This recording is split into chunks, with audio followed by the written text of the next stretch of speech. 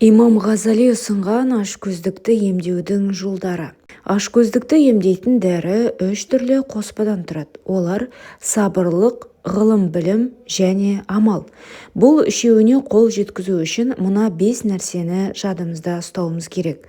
Біріншісі, үнемшілдікті басшылыққа алып, шығынды азайту. Қанағатшылдықты той еткен адам өзінің шығындарын шамасы келгенше азайтып, өзіне қажетті нәрсені ғана алғаны дұрыс. Болмашы нәрселерге шығындалған адамның қанағатшылдыққа жетуі екіталай. Сондықтан өзін һәм отбасын осыған үйретуі тиіс. Ардақты пайғамбарымыз саллаллаху алейхи уәссәләм өзінің бір насихатында үнемшілдік қылған адам кедей болмайды дейді. Басқа бір өсиетінде пайғамбарымыз саллаллаху алейхи уәссәләм үнемшіл адамды Алла тағала байытады, ысырапшылды кедейділікке душар етеді, оны зікір етіп еске алғанда сүйеді дейді. Екіншісі, қолында бары өзіне һәм отбасына жеткілікті болса, ертең келетін рызыққа аңсар аумау. Пешенеңе жазылған рызық міндетті түрде жетеді деген сенім осыған жетелейді. Қомағайлықпен ұмтылу ризықтың көбеюіне септігін тигізбейді. Бұған жетемін деген адам Алланың мына бір уәдесін естен шығармасын. Жер жаһанда рызығы Алладан келмейтін бірде-бір қыбырлаған тіршілік иесі жоқ. Худ сүресі 6 аят. Адам болашақтағы ризығын ойлап, ашкөздікке салынуы үшін шайтан оны кедейлікпен қорқытып былай деп азғырады. Егер дүние жинауға қазірден кіріспесең, ертең ауырып қалсаң, басқа жағдай болып қалса, біреуден сұрап жүресің бе? Мәшһүр Жүсіп бабамыз осыған қатысты мынадай 4 жол арнайды. Не пайда күш жоқ болса нарлығыңнан, пайда жоқ кең болмасаң тарлығыңнан, көрінбеген нәрсені аламың деп, айырылма қолыңдағы барлығыңнан. Осылайша адам баласы кедейліктен қорқып, тыраштанып, дүние іздеп жүргенде шайтан миығынан күліп жүреді.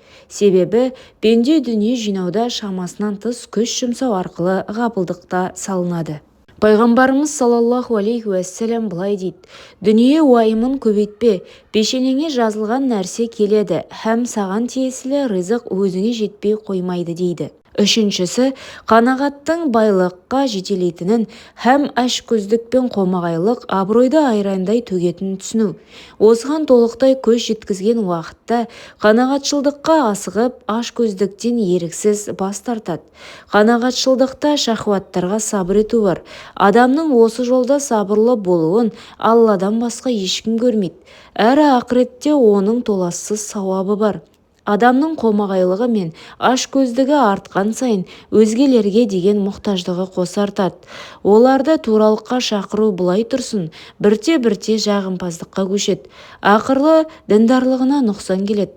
Бойындағы қадір қасиетін қарынның шахуатынан жоғары қоймаған адамның иман түгел деуге, ақылы бар деуге ауыз бармас. Ардақты пайғамбарымыз саллаллаху алейхи уәссәләм мүміннің қадір қасиеті өзгеге мұқтаждықты сезінбеген кезде артады дейді. Бұл имам Табараниден жеткен. Төртіншісі, Алланың әміріне қарсы келіп, қомағайлықпен дүние жиған, ақыретін ұмытқан бұрнағы қыңыр қауымдардың бастарына келгенді ойлап, пайғамбарлар мен әулиелердің, әділ халифалардың, сахабалар мен табиғиндердің, салихалы кісілердің берекелі өмірінен ғибрат алу. Осылайша екі тарапты салыстырып, қайсысына ұқсағысы келетінін таңдасын. Себебі пікірлеу, жоққа сәбір һәм барға қанағат етуді үйретеді. Егер ішіп жеуде біреумен жарысқысы келсе, онда есекке қарасын. Қанша жерден жегіш болса да есектен артық жей алмас. Адам азға қанағат етіп, соған разы болса, онда пайғамбарлар мен әулиелердің мақамына көтеріледі. Пайғамбарымыз бір хадисінде былай дейді: адам екі нәрсеге еш уақытта тойған емес. Бірі ілім, екіншісі мал-мүлік. Данышпандар былай деп айтқан: қомағайлық ашкөздікті тудырып, жүрекке дүние сүйгіштік мөрін басады.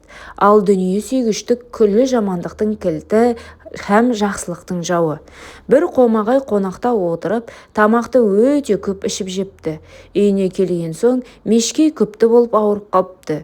Көршісі келіп, саған не боп қалды деп сұрайды. Қонаққа барған едім, асты көбірек жеп жіберсем керек дейді. Сонда көршісі, ас біреудікі болғанмен қарын өзіңдікі екен ойламадың ба депті. Бесіншісі, қомағайлықпен дүние жинаудың зардабын ойлау. Мал жиналған сайын оған міндетті түрде ұрылар мен қарақшылардың көзін түсетінін біліп жүру. Сахаба Абузар, Алла оған разы болсын, менің жан досым пайғамбарым саллаллаху алейхи уассалам маған дүние мәселесінде өзімнен төмендеу адамға қарауымды өсиет етті дейді. Осы айтылғандар қанағатшылдыққа жетелейді. Негізгі тірек сабыр. Шипа тілеп ауруға сабыр еткен науқас секілді адам уақытша сабыр ету арқылы мәңгілік нығметке қол жеткізеді.